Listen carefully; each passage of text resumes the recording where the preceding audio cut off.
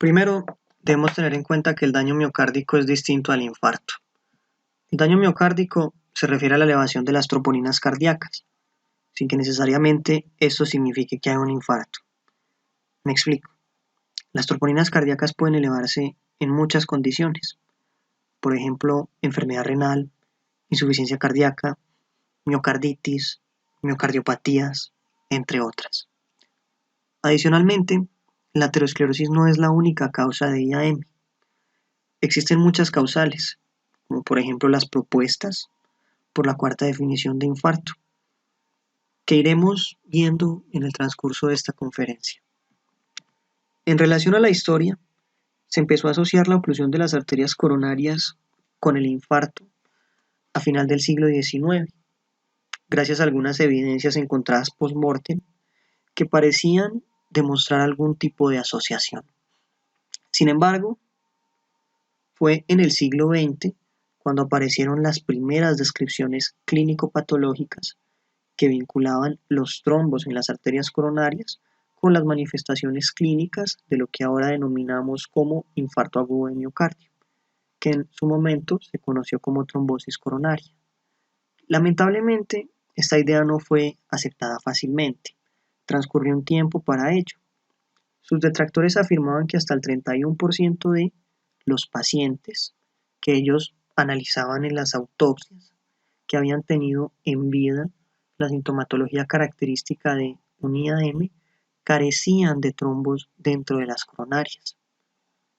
Con el pasar del tiempo, se logró entender que la base fisiopatológica de esta entidad no es per se la presencia del trombo dentro de la arteria, sino que es el desbalance entre el aporte y el consumo de oxígeno que lleva a una hipoxia y a una muerte de los cardiomiocitos.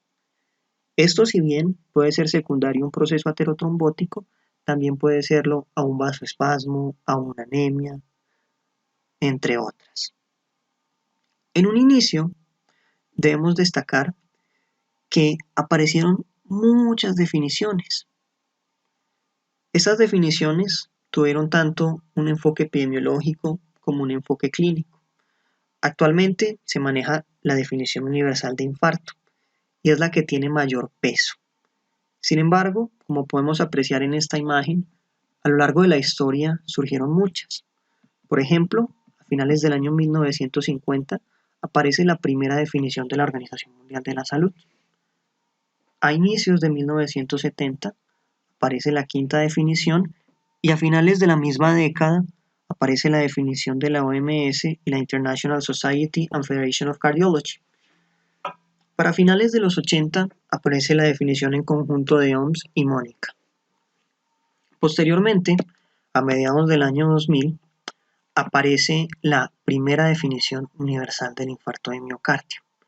Y finalmente, esta continúa evolucionando hasta lo que tenemos hoy en día, que es la cuarta definición universal de infarto de miocardio, que fue publicado en el año 2018. Una de las cosas nuevas de la cuarta definición de infarto es la diferencia de daño miocárdico e infarto. Para ello, debemos hablar de biomarcadores. Existen muchos, por ejemplo las troponinas cardíacas I y T, que se producen casi exclusivamente en el corazón. La troponina I es muy confiable y no se han descrito casos de su elevación en condiciones extracardíacas, pero esto no pasa con la T. La T se puede elevar cuando ocurre daño en partes distintas al corazón, por ejemplo, el músculo esquelético.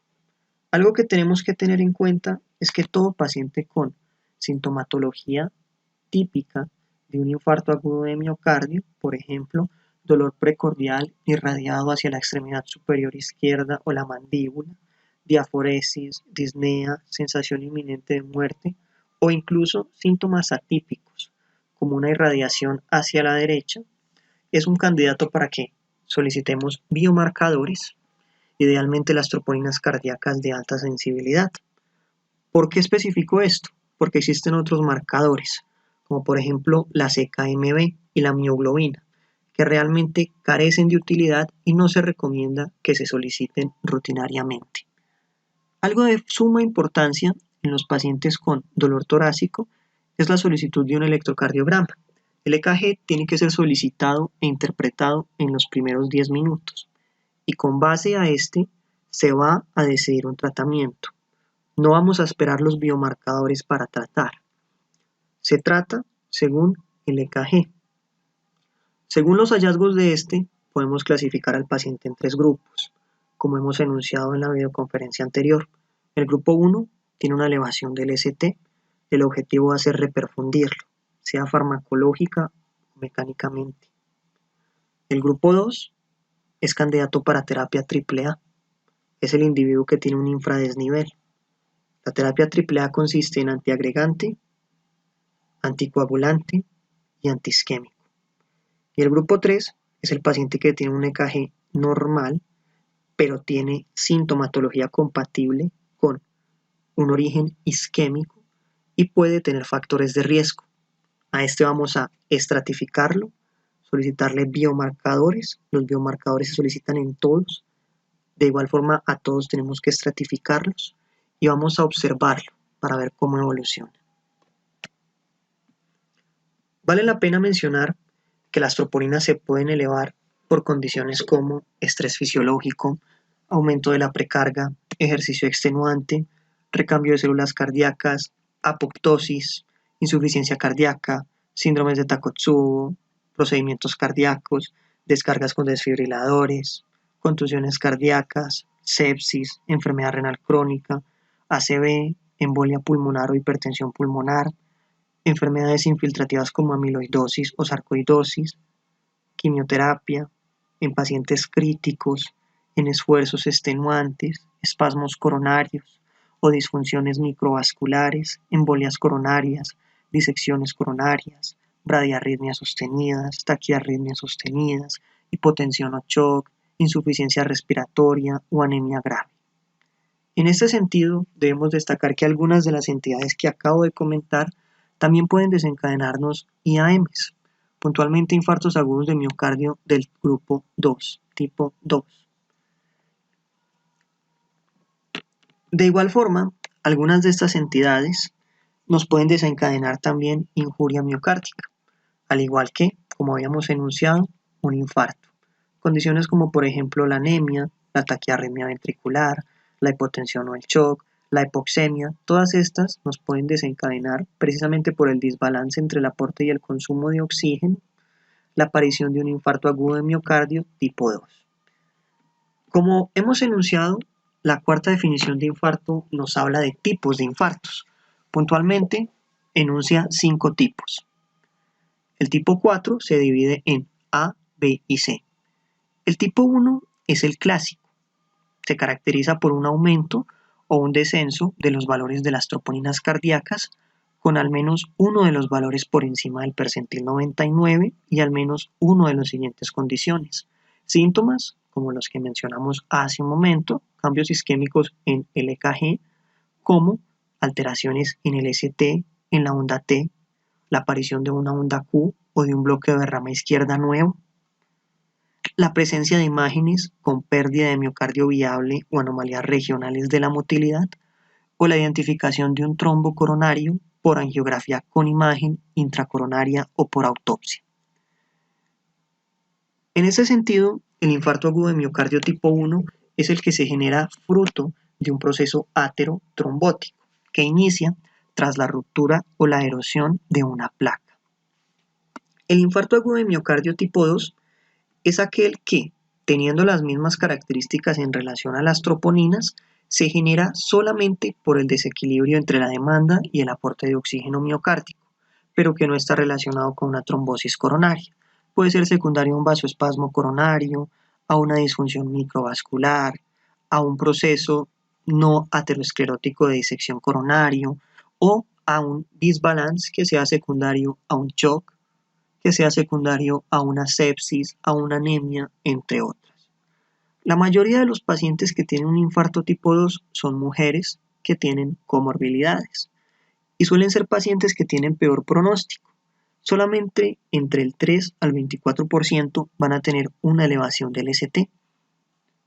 De igual forma, algo que tenemos que tener en cuenta es que en estos pacientes se tiene que tratar la causa del desequilibrio. Estos pacientes no se trombolizan, de hecho eso aumenta mortalidad.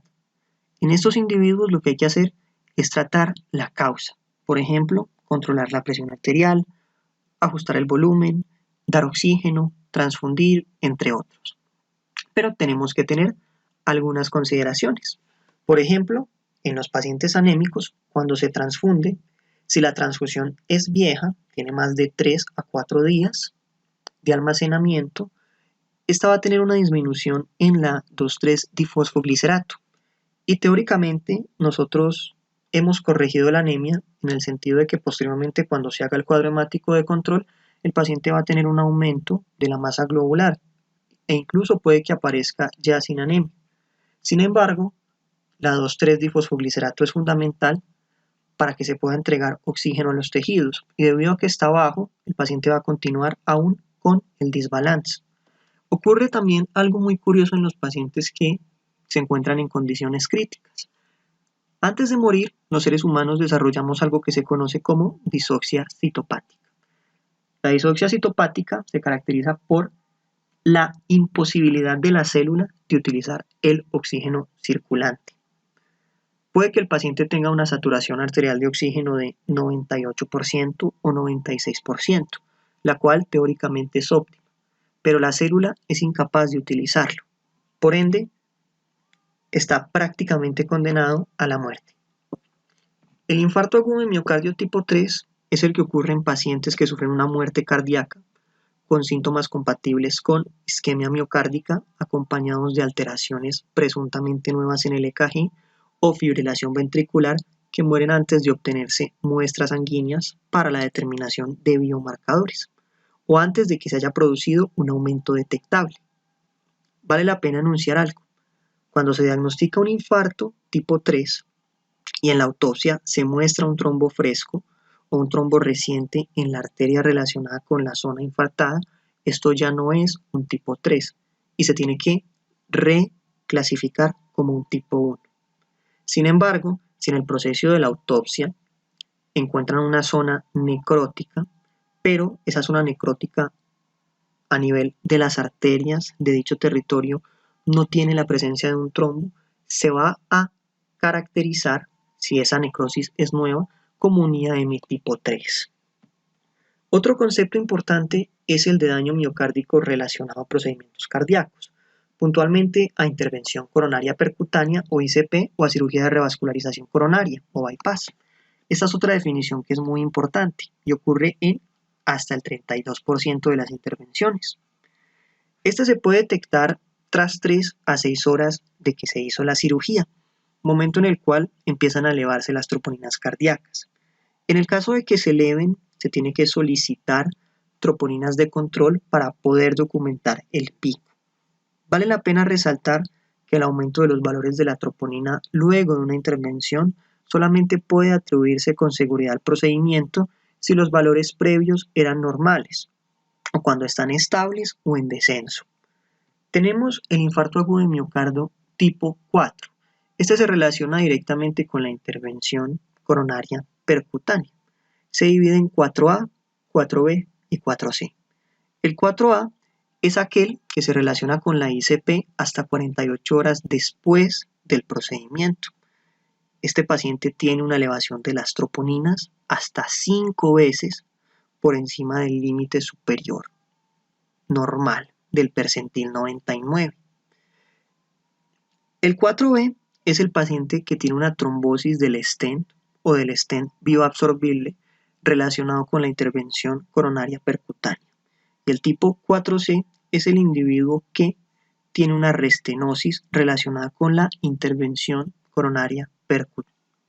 Un aspecto importante sobre el infarto agudo de miocardio tipo 4C es que se puede subclasificar como agudo cuando ocurre entre 0 a 24 horas luego del implante del stent, subagudo cuando ocurre luego de 24 horas a 30 días, tardío cuando ocurre luego de 30 días a un año y muy tardío cuando ocurre luego de un año. El IAM tipo 5 es el que ocurre relacionado con la cirugía de revascularización coronaria. Estos pacientes experimentan una elevación de las troponinas cardíacas hasta 10 veces por encima del límite superior de referencia del percentil 99. Existen otras definiciones en las que no entraremos en detalle para el infarto asociado a intervenciones percutáneas o a cirugías de revascularización. Por ejemplo, el ARCE propone que si el aumento de las troponinas cardíacas es por encima o igual a 35 veces el límite superior de referencia del percentil 99 de pacientes, podríamos hablar de un infarto periprocedimiento. Analizando a profundidad la cuarta definición, ustedes verán que no existen solamente 5 tipos. De hecho, estos 5 tipos ahora apenas llegan a ser la mitad del texto. Hablan de otros. Por eso vamos a hablar de algunas definiciones que tiene también este texto, como por ejemplo la de infarto recurrente. El infarto recurrente es el que ocurre en los primeros 28 días luego del primer infarto. En el caso de que ocurra luego de los 28 días, no se considera un reinfarto por aspectos epidemiológicos. Reinfarto es el que ocurre luego de 28 días. Existe también otro concepto que se conoce como daño miocárdico e infarto miocárdico asociado a procedimientos no cardíacos. Y este se asocia directamente con algunos fármacos que pueden utilizar en los procesos anestésicos. El síndrome de Takotsubo también es mencionado dentro de la cuarta definición de infarto. Se presenta entre el 1 a 2% de los infartos agudos de miocardio con elevación del ST. El 90% de los pacientes son mujeres posmenopáusicas. Se asocia mucho al estrés emocional o físico y solo el 15% de los afectados tienen compromiso de las coronarias. La mayoría de las coronarias van a ser angiográficamente normales. Esto según el estudio International Takotsubo Register. Otro término importante del que hablaremos en otra videoconferencia es el de MINOCA. Este término es cada vez más aceptado y es un grupo de pacientes con infarto de miocardio que no tienen enfermedad coronaria obstructiva angiográficamente definida como una estenosis mayor o igual al 50%. Este término se conoce como infarto miocárdico sin enfermedad coronaria aterosclerótica obstructiva o MINOCA para los amigos. Ocurre en el 6 a 8% de los pacientes, es más común en mujeres y también es más común en los infartos sin elevación del ST. Otros conceptos importantes son el de daño miocárdico e infartos relacionados con enfermedad renal. Esto puede ser secundario al daño del miocito por el estado urémico o también por el estiramiento y la apoptosis del mismo. Usualmente, estos pacientes per se, por la enfermedad renal crónica, ya tienen las troponinas elevadas. Y el último concepto es el de daño miocárdico e infartos en pacientes críticos. Este claramente representa un reto, son individuos con peor pronóstico y evidentemente se escapa de los objetivos de esta charla.